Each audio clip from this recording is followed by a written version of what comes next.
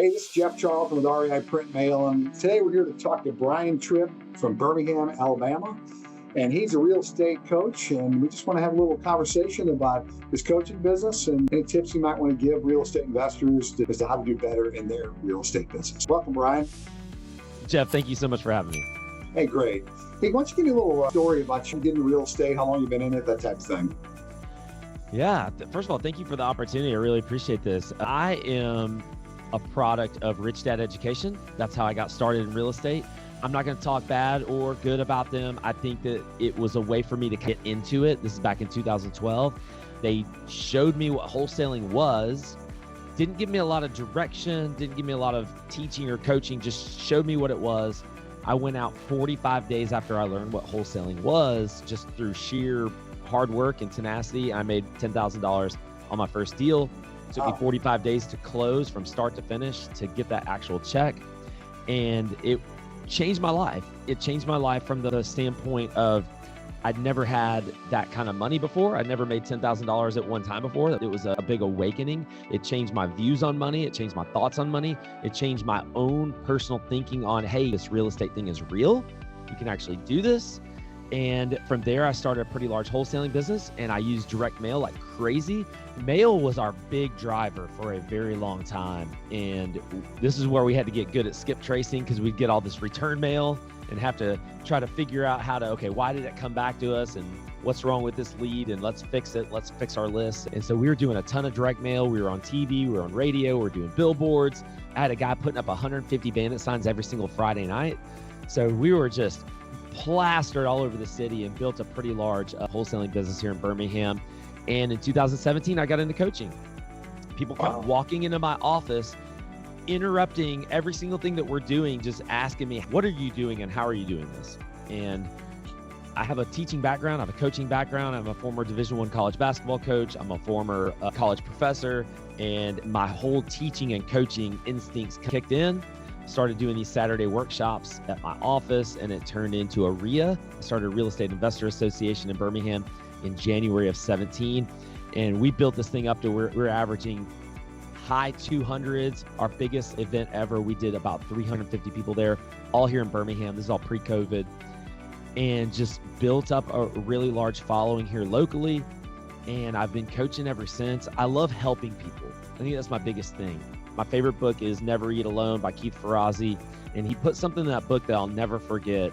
And it's, if someone asks you for something and it takes you less than 5 minutes to do it, you should do it. No questions asked. That's really been my philosophy, that I just try to, that go-giver, try to help as many people I can without expecting anything back in return. And I don't do it for this necessarily, but it really has opened up my business. I get leads to this day. I don't even actively look for real estate, but I still do real estate just because leads fall in my lap, just because I'm helping so many people.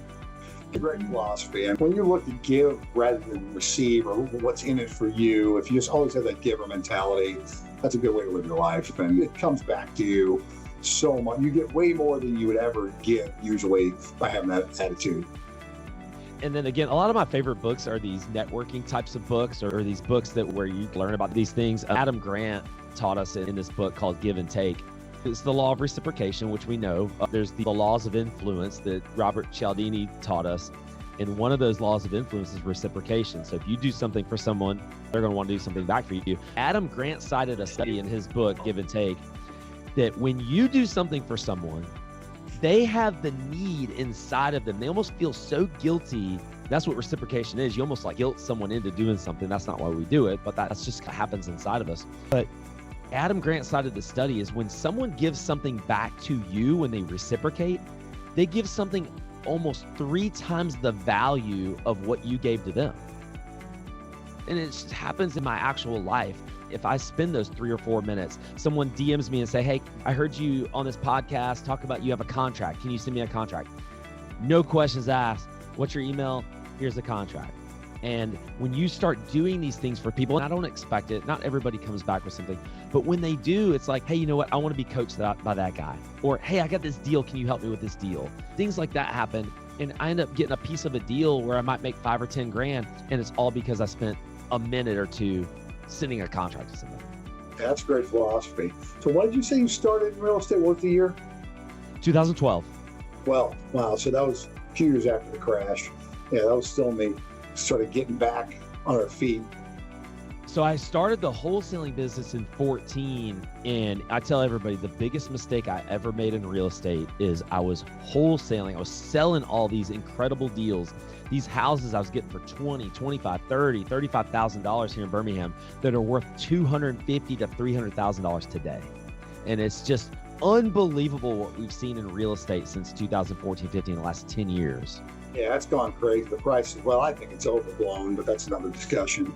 It's gone too far because it's made it hard to, right now, to stand still in the market because of the interest rates still aren't low enough, prices are too high, and people can't afford to live. So it's a problem, but it will eventually adjust itself. Capitalism should make it adjust itself to where it needs to be, one way or another. Agree. Yeah, totally. Yeah. So coaching, you just coach in Birmingham, or you all over the United States? So I've started a local coaching business. For me, I think that being the big fish in the small pond works better for me. There's so many coaches out there. There aren't very many coaches here in Birmingham. And the ones that are here, there's a couple here that I taught, and they're a really great coach here in this. There's a husband-wife team. They're a great coach here in this area, but they only work on a very specific niche. So I am localized. I'm kind of regionalized now. We're doing stuff in Memphis and in Nashville and in Atlanta and Columbia, South Carolina. So we're doing some stuff regionally now, but there's no doubt I have a few different mastermind groups. 90% of our groups are right here in Birmingham. You one-on-one coaching as well as like group coaching? I don't do the one-on-one anymore. I used to. The way my business was set up before COVID is I was doing these seminars and selling these really expensive one-on-one coaching packages. And I personally don't believe in that anymore. I think there are better ways, more effective ways, more cost-effective ways to help people get into real estate. The main way I coach people today, I can do one-on-one, but I tell them up front, hey, here's what it's going to cost because it's so much of my time. But I have two different mastermind groups today. That's my core part of my business. One is our core group that's been together since 2017. That's some of the bigger investors in our town and in our region are in that group. And then I have this kind of, we call it the Board of Advisors group, where there's a lot of folks in that group who want to be full-time in real estate, but maybe they still have a W-2 or maybe they've done deals, but they're trying to figure out how to make this thing a true business. So that's how, and it acts as group coaching, Jeff. So that's where I kind of feel like the majority, where I think the most effective coaching is in a group. One-on-one, I can tell you what to do and how to do it, but you almost lack, and this is, maybe we're getting off on a tangent, maybe we're not, but what I found with people and how to be successful at real estate, I'm trying to create successful real estate investors, not just try to get as many people in this coaching program as I can. And what people lack when they come into a real estate program is this, and I hesitate to call it mindset, but it's motivation. It's the people that are most successful at probably anything, Jeff, and you've probably seen this in your business life, are the folks that have their back up against the wall. They feel like they have to do something. And that was me. When I got started in real estate, I felt like I had to make it work. And that's why I went out. It took me 45 days to close a deal, not to get a deal, to close a deal, because I was just on fire. So how do we create that? I didn't get into real estate coaching to be a psychologist, psychiatrist, a counselor. And that's what I found when I was selling these one-on-one coaching programs. I would bring people in and they're telling me about all their problems. Well, okay, cool, your problem. Did you do this? No, because of this going on, or work, or a fight with a spouse. But did you do this one thing? You're never going to be able to do real estate if you can't stick to the script. So Jeff, what I found in doing this since 2017, so not terribly long, but 8 years, what I found is the most successful people at real estate are the ones that can get into an environment where people are constantly pushing them, and it can't just come from me. So I love the group. I love it when we have this group setting where it's, you almost feel like you let the group down. All right, I agree with that, because it's peer pressure too, in a positive way.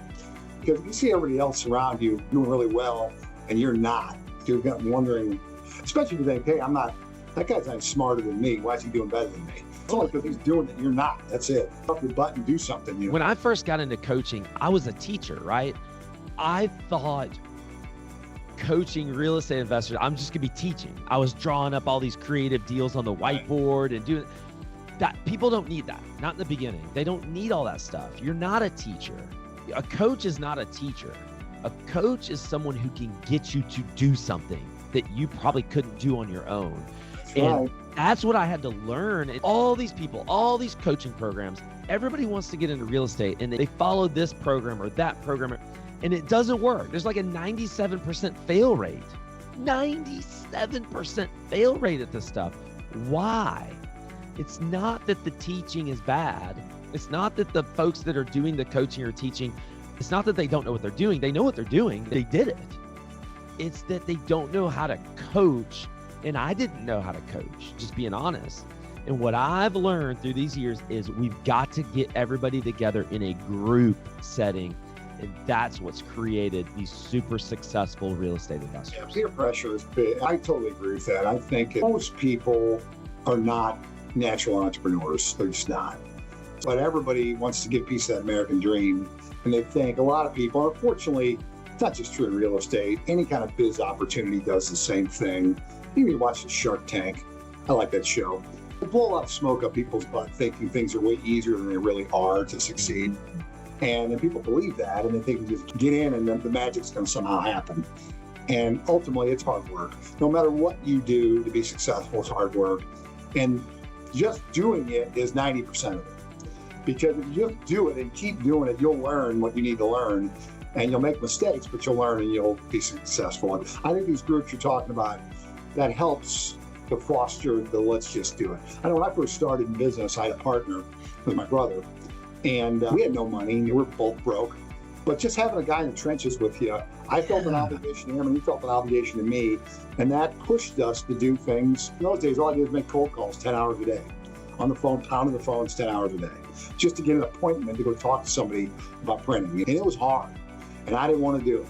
And boy, when you do that for a few days and you're worn out, and what keeps you going is, well, part of it is personal drive, but also somebody else helping you keep going. It's so true what you said about the 90% of it is just doing it. Yeah. And I feel like we're in a culture today where you mentioned Shark Tank, where we see, even on Facebook or in a social media, we see all these people doing these things, and it's like, it's easy. Like anybody can do it, but like the hard work is just doing it and not giving up. Because the failure is when you give up. The failure is not in it doesn't work, or you got to get back up and you got to keep at it. You got to keep doing it and trying. It's only failure if you give up, and it's not a failure if you keep going. It's a lesson. Oh, that's true. You're absolutely right. It's 100%. That's a great message. Keep going, because that's all it is. There's some people that no matter how hard they try, they're not going to succeed. But the majority of people can force them by sheer will, they can succeed if they just stick with it. It's so funny that you mentioned there's people where there's no way that guy's any smarter than I am. There's no way he is. And how is he able to do this? And I 100% agree with you. It's just, he just didn't give up. He just kept going. He had more tenacity than you had.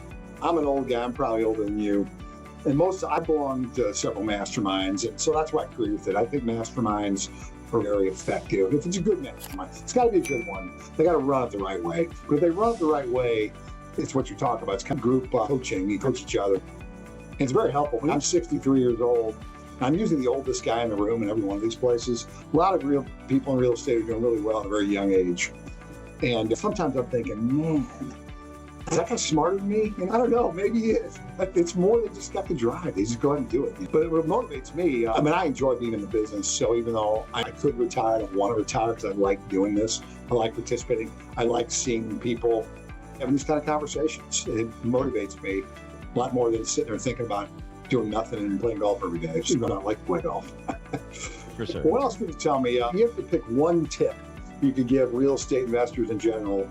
Is there one tip that comes top of mind? I really think we hit on it. It's don't quit. It's just keep going. It's go to the events. If you're just getting started, go to all the events. We put on events, but I always tell everybody to go to everything. Don't just come to mine. And we put on quarterly events right now. Our next one's in January, the last Monday and Tuesday in January.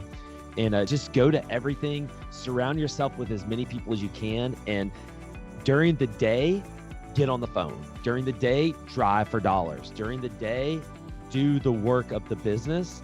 In the evenings, in the early mornings, when you're working out, that's when you listen to the podcast. That's when you do the YouTube stuff. Don't do that during the day. During the day, use your time wisely and get on the phone. You mentioned being a cold caller.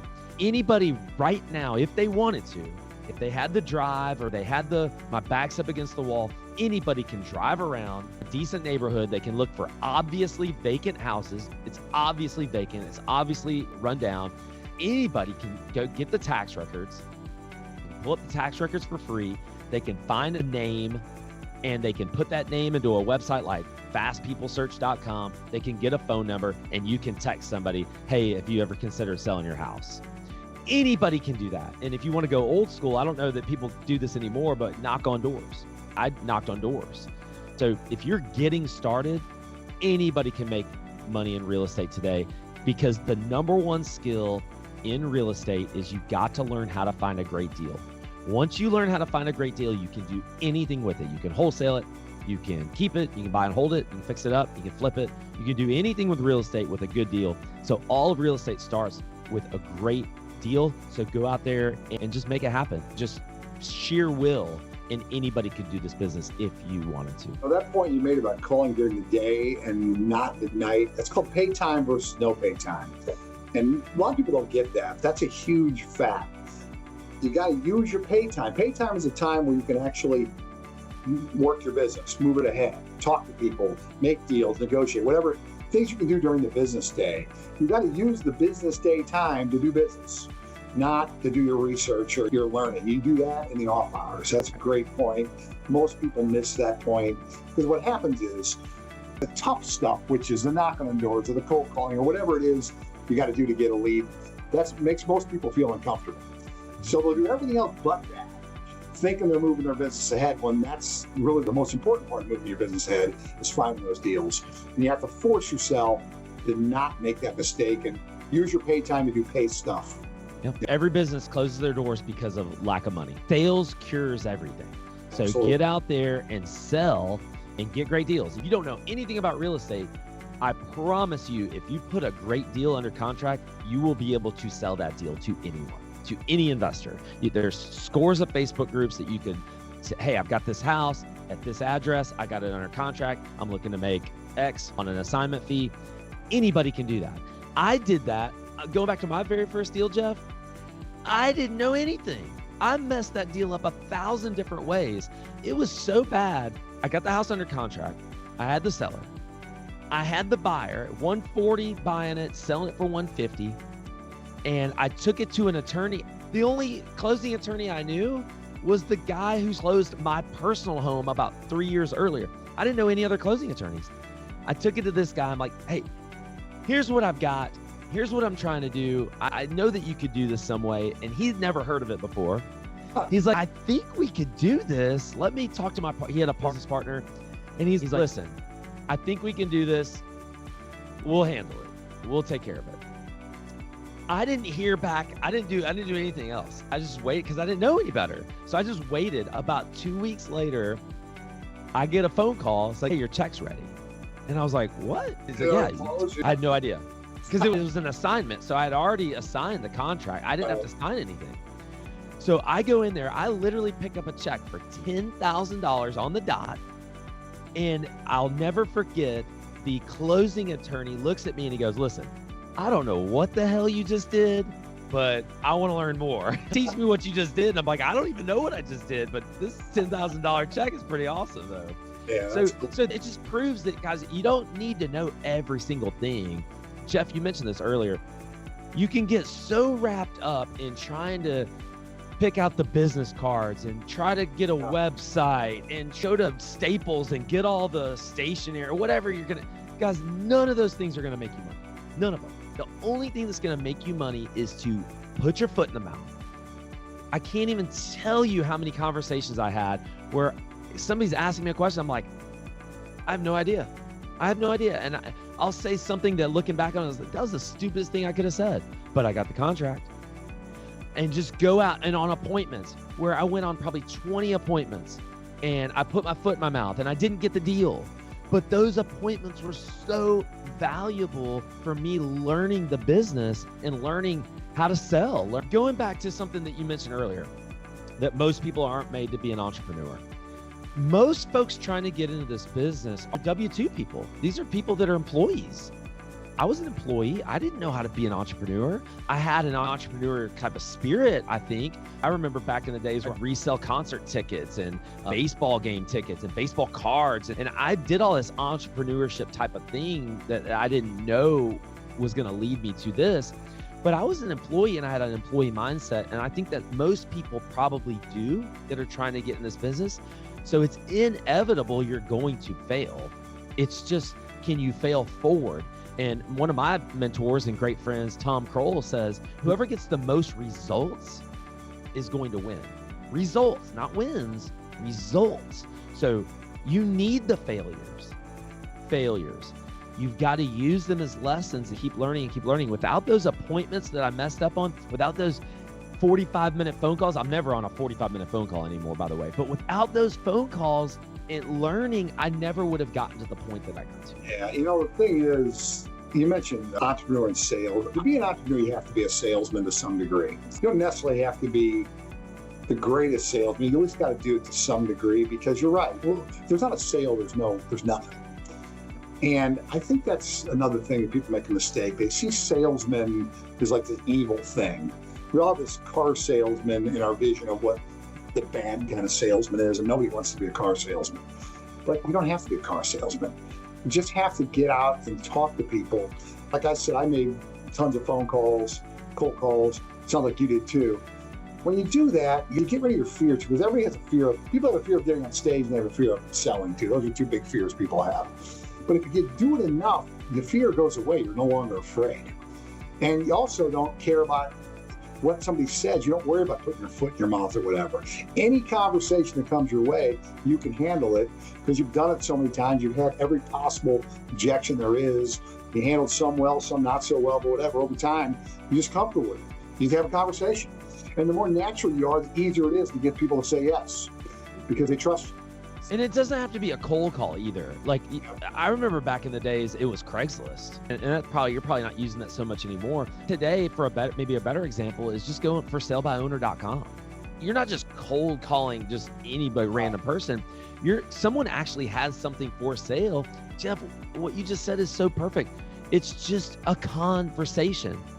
It's just, I'm looking to get a little bit more information. Is that the best number that you have? It doesn't even have to be combative. How many offers have you turned down? Or have you turned down any offers? I love that question. When do you need to sell by? When do you need to have this thing sold by? So that's a great way to reveal motivation. These non-combative types of questions that if people don't have their defenses up necessarily, they have something for sale and you're just having conversations, and it's the person that has the most conversations is going to win. Somebody join your mastermind, you want to give yourself a plug about whatever it is you want to plug?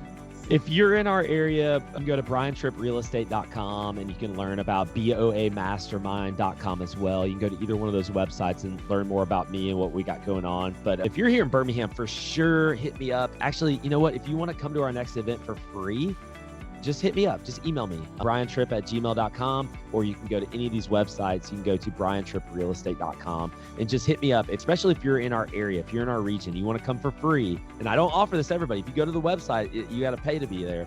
But if you want to come for free and just come check it out, just hit me up and we'll make sure that we get you there. Jeff, thank you so much for that opportunity.